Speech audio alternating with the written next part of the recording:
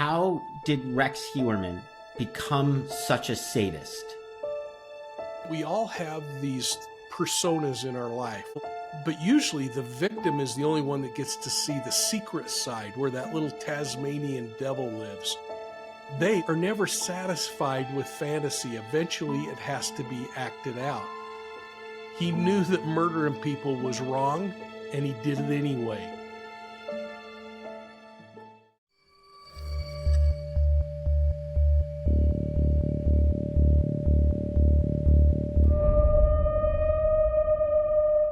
Hey everybody, today on Sinister, we're joined by Mike King, an internationally recognized criminal investigator, author, and creator of the hit channel and podcast, Profiling Evil. Mike has been in law enforcement for more than 40 years and intelligence, starting as a street cop in Utah before becoming chief of staff at the Utah Attorney General's office. He's been trained by the FBI in profiling, went on to co-chair the FBI's VICAP program, which we talk about so much here. He founded the Cold Case Foundation and has consulted on hundreds of homicide and missing person cases worldwide. Mike is the author of several acclaimed books, including Wolf in Sheep's Clothing and Deceived. And today we're going to talk about his career in geoprofiling, his work on profiling evil, and of course, my favorite subject, the Long Island serial killer. So Mike, welcome to Sinister, and it's a pleasure to have you with us. Josh, it is so good to be back with you. And if I could clarify just one thing, Greg Cooper actually started the Cold Case Foundation. I was fortunate when he was putting together his board of directors to join John Douglas on that board of directors, but Greg is the brainchild behind that. Right. Okay. And for those of you who don't know or might not remember, if you saw The Killing Season, and I hope you did, Mike and Greg were with me on The Killing Season. Greg was the gentleman that I talked to and questioned intensively about the VICAP program. But those guys were also working very hard on a number of different organizations, the Cold Case organization being one of them. But we are so lucky to have Mike King. And, you know, it's like getting back together with old friends on an old case. So that's great. Thank you, Mike. So wonderful. No, great to be with you. And it's so good to see you. I think age has caught up with us. Speak for yourself, please. I'm seeing some gray in that beard. That's the only thing I'm thinking of. Oh my God. You gotta, it's from all those documentaries about crimes, I think it is. Yeah. And just a weird side note. Last night I had, I have like stress dreams because I'm in the middle of doing some publicity for a documentary that I directed. But my stress dream, usually people have like stress dreams about vampires or zombies. For some reason, I have stress dreams about shootouts with police officers. What do you think that's about? I don't know, unless it's just some hidden desire that you have. I hope you keep it capped. No, actually, it was bad cops. It was like cops who were bad apples, because I've been dealing sometimes with the Long Island serial killer case. Yeah, there are a few of those, sadly. And that is actually an important point. Look, most of 99% of our law enforcement are amazing, wonderful folks. The problem is, I guess it's because of that trust that we have with law enforcement to serve and protect. When that trust is broken, it really freaks people out. Yeah, I think you're right, Josh. And I think the thing that's so troubling is that law enforcement should be trusted, and there should be a high level of expectation that you're getting people who have integrity and honor. And there's nothing that makes a good cop angrier than a bad cop, because it does put such an ugly light on the profession itself. I've watched, especially the last 10 years or so, as the profession has come under incredible scrutiny from the public, and they've had administrations back off and not provide the support that thankfully I had when I was an officer, especially a young officer, when I was making mistakes at a faster rate than I did in the last part of my career. But, it's a tough job. And you think about that profession, in most cases, we take people with maybe a college education, usually not, but most, I think, at least those who get rank and progress through the ranks have at least 4-year degrees, hopefully master's degrees and above. But they also have the street sense that comes with that. But you think about it, they're sent to a police academy for, you know, 800 or 1,000 hours of training, and then they're handed a weapon and given the authority to go out and actually take a life if certain things are met as far as deadly force is concerned. There's no other profession, including the president of the United States, that's granted those kinds of powers, and Hmm. yet they have such a small amount of education in order to go out there. In fact, we used to laugh about the fact that barbers in the state were required to have more training than law enforcement officers. Wow. Yeah, it's interesting when you think about that. I don't think that's something we think about enough, right? That the responsibility, the training, all those things. Oh, it's wild. By the way, speaking of training, how does somebody who is like yourself, because you were not in the FBI, correct? Correct. Yeah. But you still went and worked in the BAU or took courses No, in the no. BAU? My situation was rather unique. I was in the middle of a major cult investigation and was reaching out to the Bureau for help. And that was about the time that Greg Cooper was just retiring from the Bureau and becoming a police chief. And Greg basically took me under his wing and started helping me understand this kind of art and science called profiling.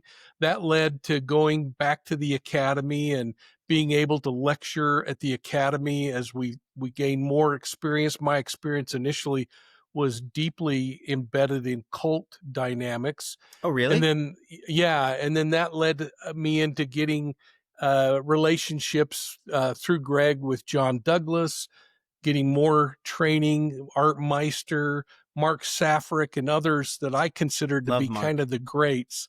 Yeah, Yeah, Mark is such a good friend, and I have totally. such a high regard for him, and so I was really fortunate because I was tutored by a whole bunch of them.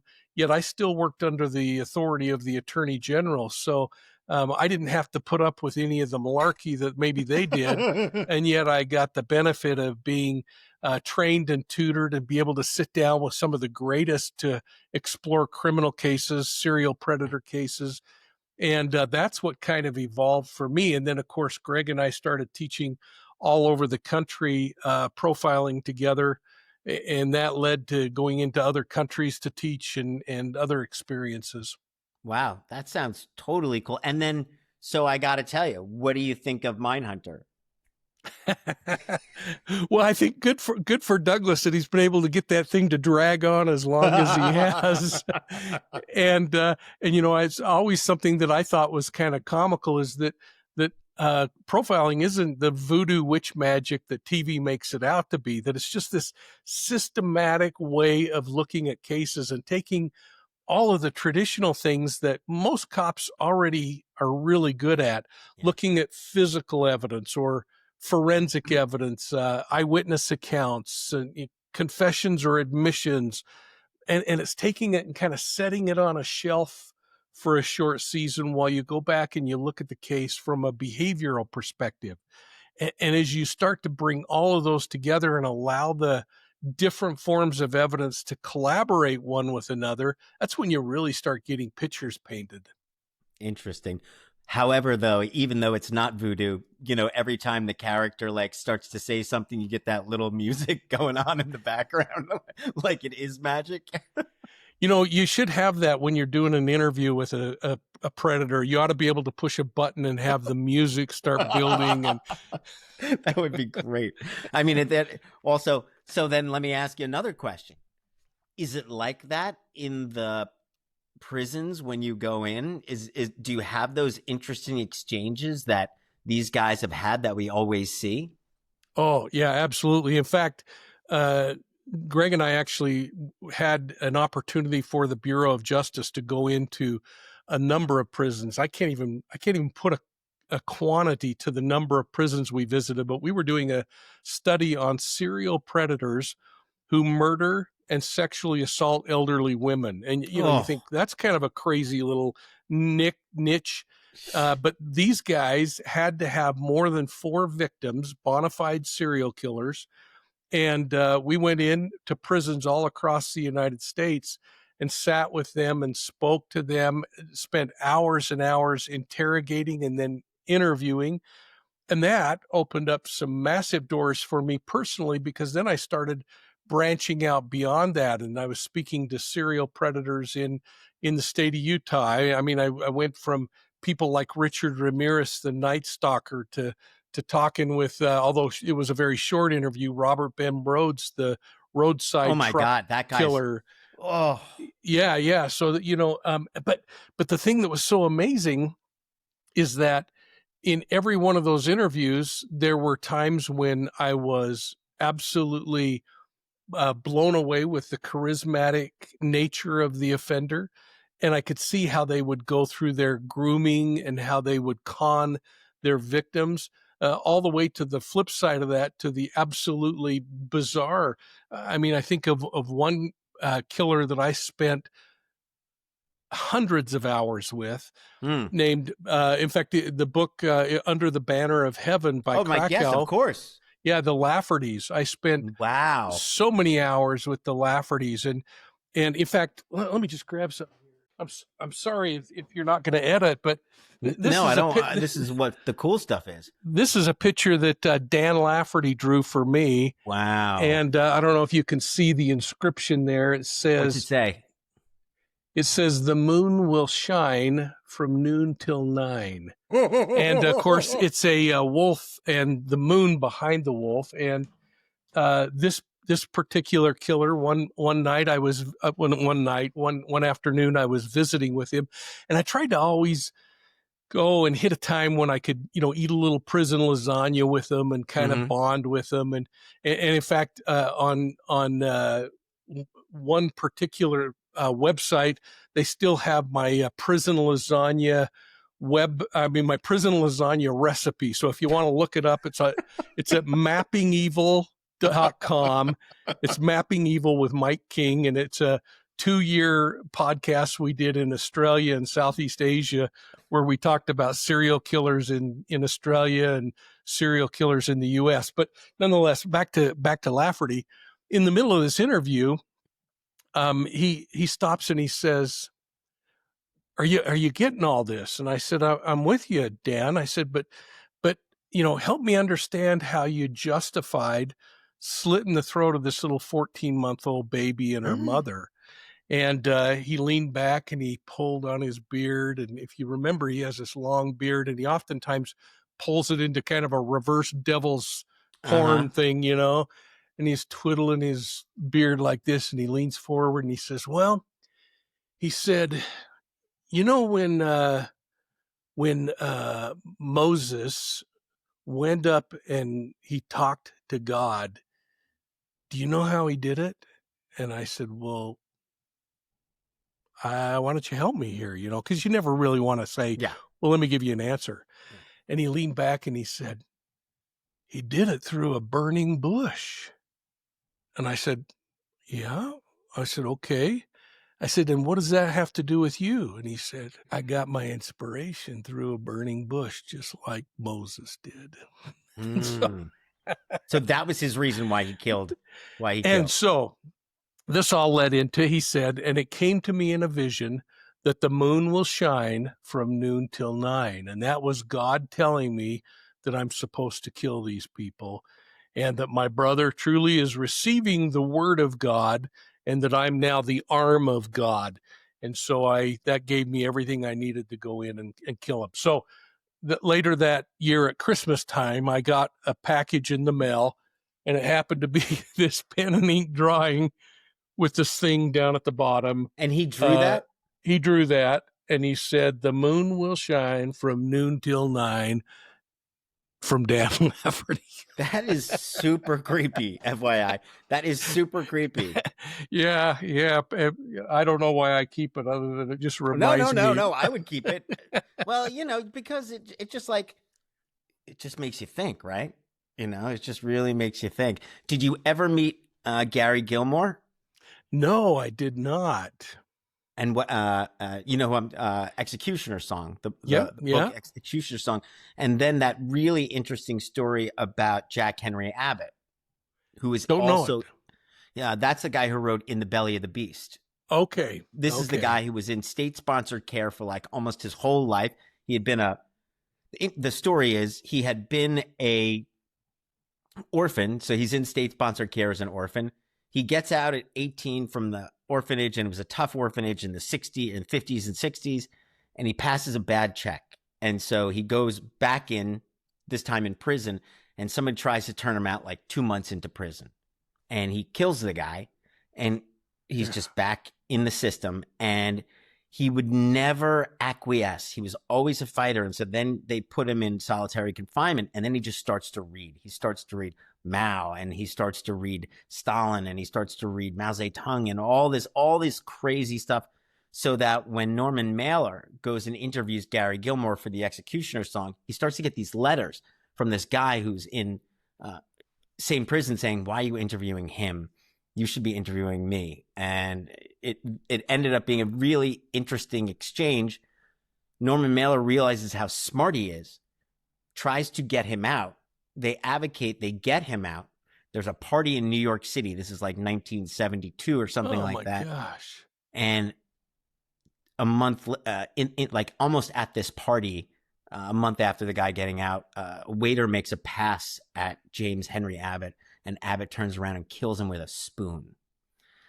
And holy cow. It's just this idea of like, even though the criminal may be smart, he may be artistic, it doesn't mean he hasn't been at that point being in state-sponsored care in a prison, groomed to be a prisoner, groomed to fight. Yeah, yeah. And trying to understand them is next to impossible. I remember teaching a class for the Bureau of Justice. I was in Arizona, I believe, at the time.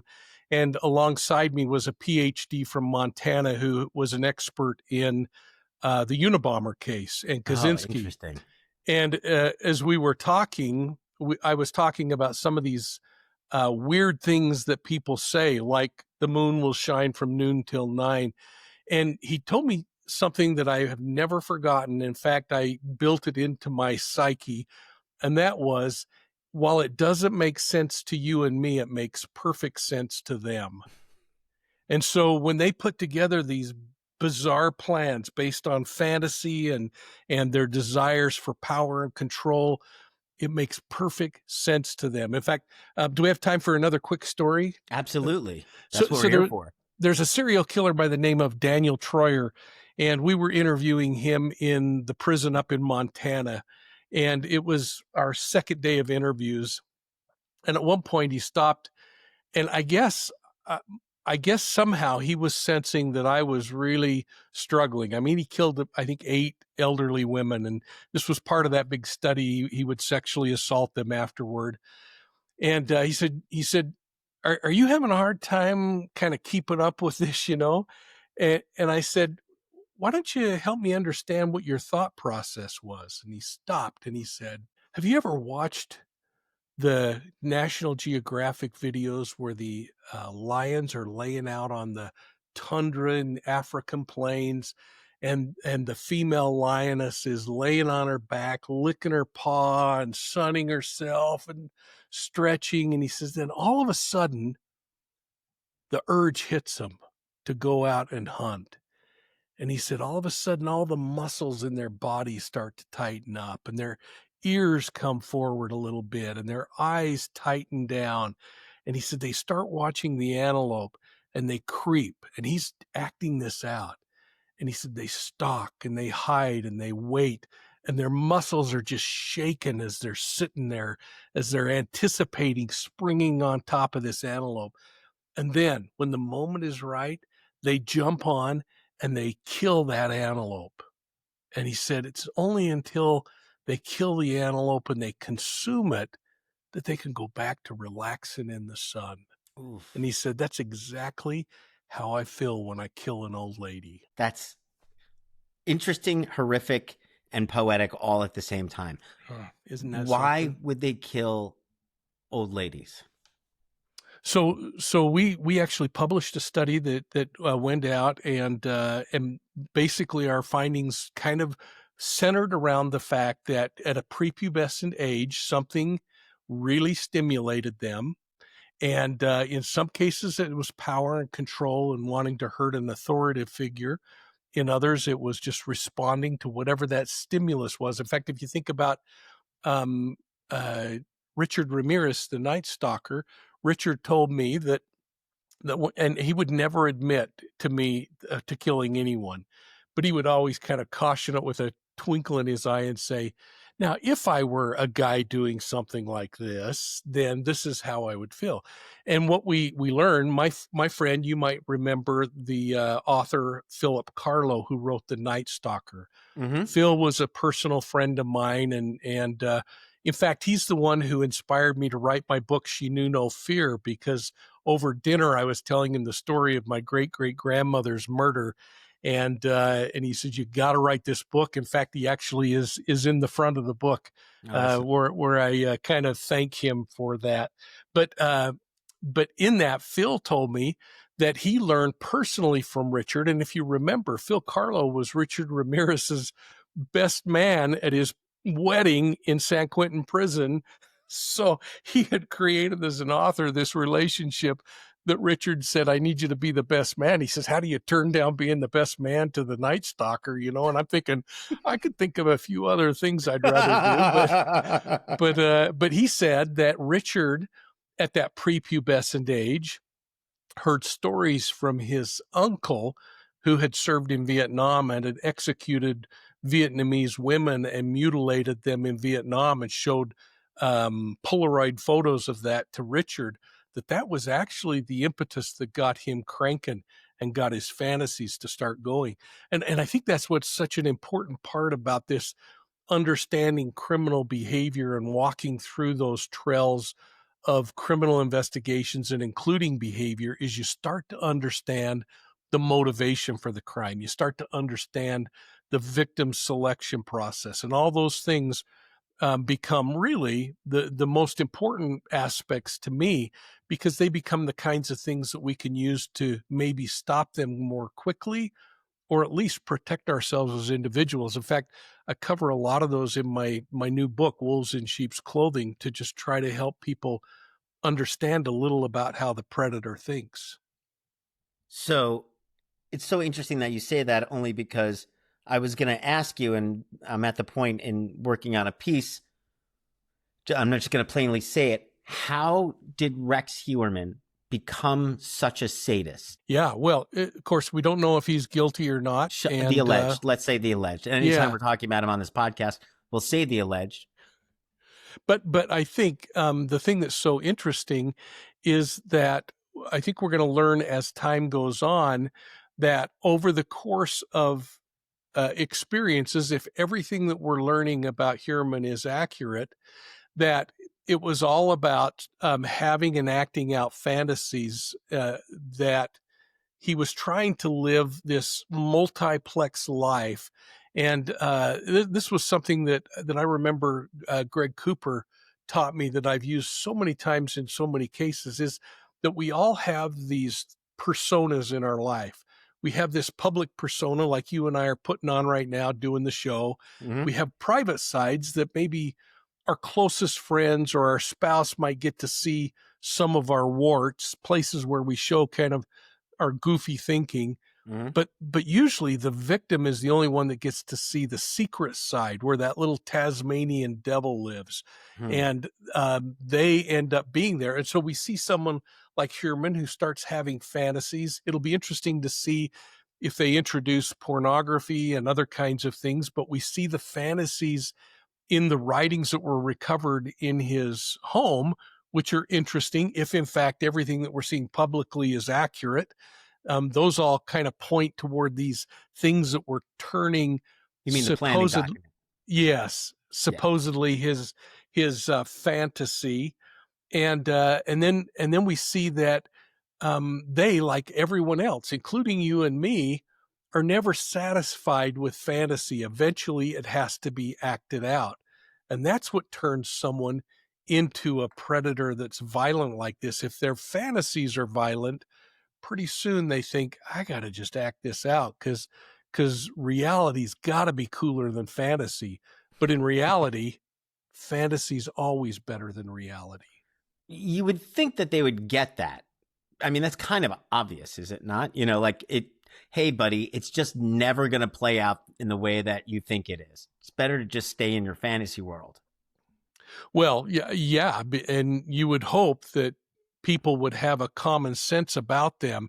But again, that's the difference, I think, between these personalities that have no empathy. They Mm-hmm. have no concern about anyone but me. It's all about what I'm feeling and what I'm needing, and that's the difference, I think. And in fact, it's that idea that they are in pursuit of legitimate kinds of needs. We all have this need to Right. belong and love, but they go about it illegitimately. Or they're always looking for the calm from the high, if you will, you know? So the only way, I was talking with someone about heterogeneous noise and why certain serial killers like oceans or forests, and, you know, they're putting on a face for 24/7 because psychopath, you know, you don't have any empathy. There's going to be some, it's like they're on the spectrum, what, you know, in terms of their ability to communicate with you. But then finally, when they get out in nature, they could calm down because they don't have to put on that mask anymore. Super weird, super interesting. Have you ever spoken to somebody who you believe was a psychopath in that way, where you just saw they were all so much about themselves, not just talking about themselves, but in other ways? Oh yeah. I think most of the serial predators I've dealt with, I think were, but the difference is they're so good at being chameleons that you have to wait and listen. And I think it's an area where sometimes law enforcement either doesn't have the benefit of a lot of hours to be able to interview. But I think even back when we were wandering around in the desert in West Albuquerque, Yeah. Josh, Yeah. and the more time we spent out there just listening to what the stories were, the more time we spent kind of rolling in the dirt, the Mm-hmm. more time we spent walking around out in that dusty, dirty In old the mesa. place. Yeah. Yeah. Yeah, the more we started to get, and I think it's the same in interviews, especially in interviews where violence is involved, because it takes a long time for them to start making a mistake in words they say or other kinds of things where you can start to pick up their true personality.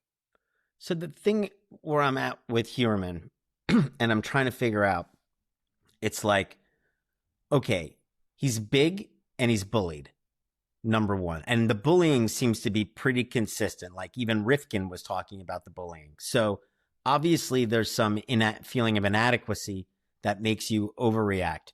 But then we have the father and this strange relationship with his father where he was never quite living up. But the only way he did live up was guns. And, you know, he was a marksman, a teenage marksman. And then this whole hunting thing, or the duck hunting and the belt that theoretically has the grandfather's name on it. And then was the mother domineering?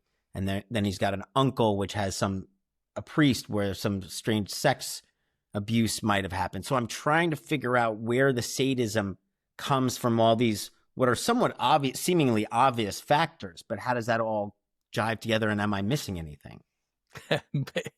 Man, I hope you can solve that mystery, because isn't that the nature versus nurture argument? And last summer my wife and I went to Scotland, where my family's from, and we then made our way over to Ireland, and I remembered hearing at one time, just because you're Irish doesn't mean you have to fight, doesn't mean you have to drink. In the same light, just because you didn't get warm cookies and cold milk when you came home from elementary school doesn't give you the reason to step away. And so when you see people like Heuermann appears to be acting, this public persona where he's just, the guy about town doing architectural work, and this monster that is being painted in the affidavit, you have to say to yourself, how do you reconcile the two of those things? And is the guy a product of a bad father or a mom that was domineering? Who cares? Hmm. Because one thing that he did, Josh, that I think is hopefully going to be really played out in this court case, if in fact he's guilty and he's found guilty, is that they bring out the behavior that he knew that murdering people, if in fact he's a killer, he knew that murdering people was wrong, and he did it anyway. And he continued to put on an air of, what are you talking about? I'm just a normal Joe. Yeah, I got guns, Hmm. and to me, that's the important thing that's going to have to come out, because I'm too simple as a cop. I could care less whether he's mentally ill. By the way he acted, the way he tried to get away with things, the burner phones, the taking people to different locations to dispose their body, all of that points back to, I know that killing people is wrong. I know that sexually assaulting them is wrong, but I'm going to do it anyway because I want to do this. I mean, but isn't that 100% of the guys that you spoke to? Absolutely. Right. Absolutely. How many of Yeah. them? How many of them had been bullied? You know what? I don't know numbers on something like that. Now, many child predators will say they were abused, and you say, okay, but did that give you the right? Did Of that course. give Yeah. you Yeah. the authority? And so now, do some kids come with really crummy packages? Yeah, some kids do. Other kids come from really good packages, and they still do stupid things. Sure. And Sure. so I just kind of always go back to I don't care if it's nurture or nature. Hmm. All I care about is if you knew it was wrong and you chose to do it anyway. Well, knew it was wrong. I mean, have you ever seen a? When was the last time, as an investigator, doing all the amount of cases that you've done? When was the last time you saw a planning document like that? Yeah, yeah, that was pretty incredible. In fact, I'll tell you, one of the last ones was Dan Lafferty, Under the Banner of Heaven, but it was in the form of revelation, where they were saying, "Here's what God's will is," Right. And I think that's the cool part about cults is, if you're a cult leader, all you got to do is get God to tell you something, and then you're no longer responsible. You could just say, "I'm just doing what God wants me to," and that's where their document is, their manifesto. I mean, aren't we seeing the same thing with Maggioni in New York? Hmm. Or the list could go on and on. But you're absolutely right. What was published publicly with Heuermann's documents recovered during reportedly the search warrant are pretty darn specific. I mean, okay. And now, step two of this equation. What did you think when you read that he read Mindhunter? Yeah. Well, and that's one of the questions I think a lot of us have when we do true crime and other kinds of things. In fact, we may have even talked about it when we were talking about even whether there's a link to the Mesa killings to I remember Long we Island. talked about this. Yeah, and it was like, how much do you put out there to train? And we know that right now, the Suzanne Morphew case with her husband now being recharged with murder. They say he was a true crime fanatic, that he listened to that all the time. All you got to do is watch movies, and we know from the 60s, when movies started showing the fact that law enforcement could collect a fingerprint, everybody started putting gloves on. So we're certainly training the bad guy to be better at being bad. And the fact that he read Mindhunter tells you a couple of things. One is a fascination. Did the fascination lead to the homicides, or was the reading of that a way to just kind of further understand what he might potentially be up against with law enforcement? And so you really have to start wondering why that was such an important book to him. Well, I'm going to ask you that question because you saw the planning document. Let's get into it.